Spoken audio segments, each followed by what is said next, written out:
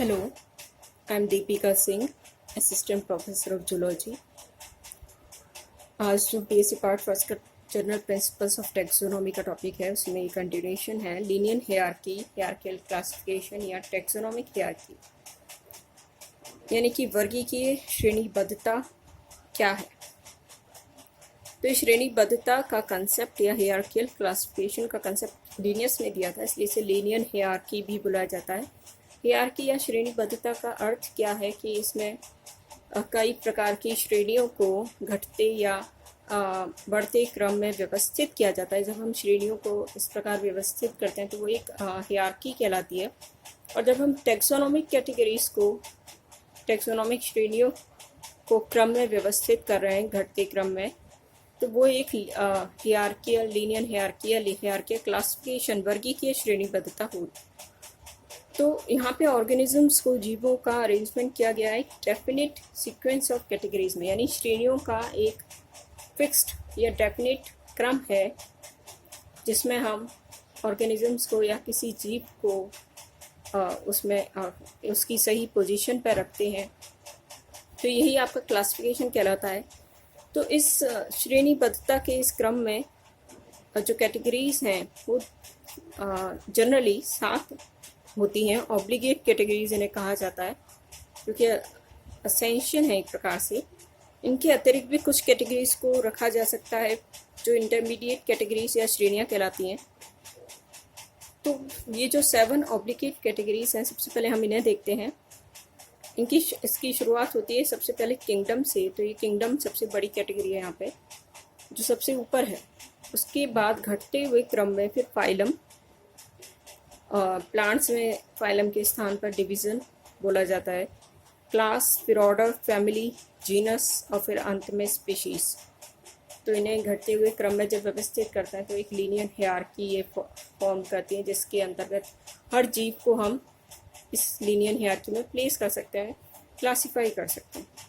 इसके अलावा कुछ इंटरमीडिएट कैटेगरीज हो सकती हैं जिनमें हम सब या सुपर जैसे उपसर्ग लगाकर उन्हें बनाते हैं, जैसे सब किंगडम, जो कि किंगडम से नीचे लेकिन फाइलम से ऊपर है। सुपर फाइलम, ये भी फाइलम से ऊपर है।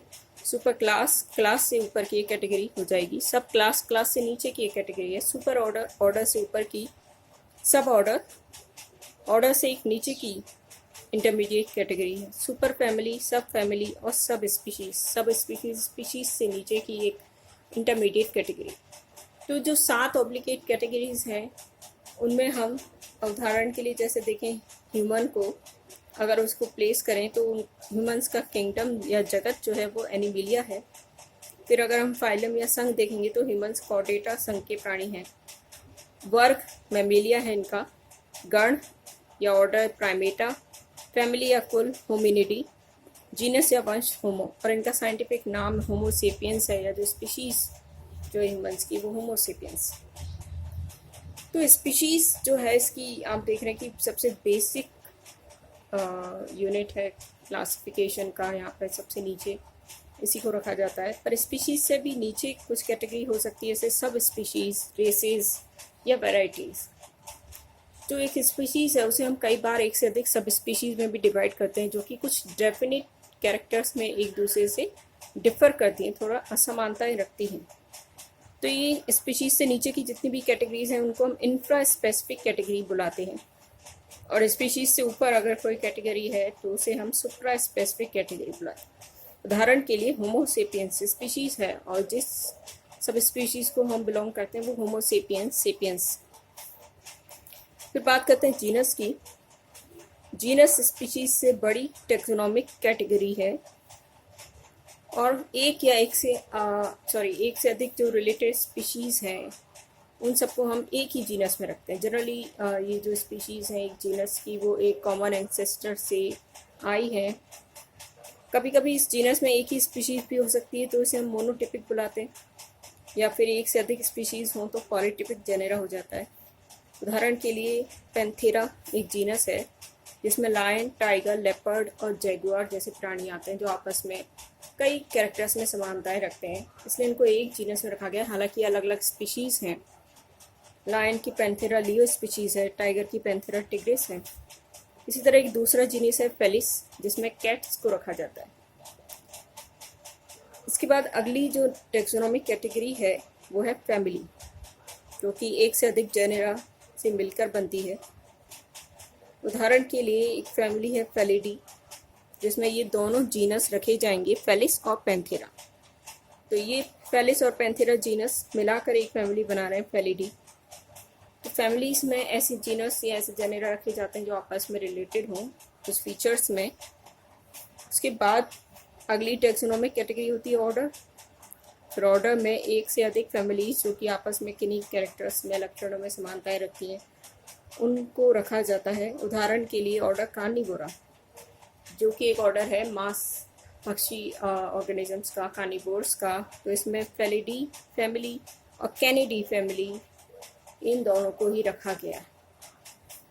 क्लास अगली टेक्सोनॉमिक कैटेगरी है, इससे हायर ऑर्डर से, और इसमें एक से अधिक ऑर्डर्स आ सकते हैं जो कि मिलकर एक क्लास बनाते हैं। उदाहरण के लिए जो मैमेलिया क्लास है उसमें order carnivora, order chiroptera, order primata और ऑर्डर रोडेंशिया, ये ऑर्डर्स जो है मिलकर एक क्लास बना रहे हैं जिसे हम मैमेलिया बुलाते हैं। फिर आता है फाइलम, जो कि एक से अधिक क्लासेस का एक असेंबलीज है, संघ है। उदाहरण के लिए फाइलम कॉर्डेटा, जिसमें सभी कॉर्डेट आते हैं जो 3 बेसिक कॉर्डेट कैरेक्टर्स को शो करते हैं। तो इसमें aves, Mammalia, reptilia, amphibia classes को रखा गया है एक फाइलम कॉर्डेटा में। सबसे हाईएस्ट टेक्सोनॉमिक कैटेगरी है किंगडम। जैसे कि प्लांट्स को एक किंगडम प्लांटी में रखा जाता है, सभी एनिमल्स को किंगडम एनिमिलिया में रखा जाता है। इसके अलावा और भी किंगडम्स हो सकते हैं, जैसे मोनेरा, प्रोटिस्टा और फंजाई। तो ये जो वर्गीकीय श्रेणीबद्धता है, क्लासिफिकेशन का एक तरीका है जिसमें श्रेणियों का एक क्रम होता है और हम किसी भी जीव को उस क्रम में जो है रखते हैं, उसकी समानताओं और असमानताओं की स्टडी करके उसके आधार पर। तो उदाहरण के लिए हमने जैसे देखा इसमें होमोसेपियंस, जिसका जीनस होमो है, family Hominidae, order Primata, class Mammalia, phylum या संघ कॉर्डेटा, किंगडम या जगत जो है वो एनिमिलिया है। तो इसका सबसे बेसिक जो यूनिट है या टेक्सोनॉमिक कैटेगरी वो स्पीशीज़ है, लेकिन स्पीशीज़ से भी नीचे और कैटेगरीज हो सकती हैं, सब स्पीशीज़ या वैरायटी या रेसेस। तो स्पीशीज़ का जो कंसेप्ट है वो हम अगली क्लास में देखेंगे।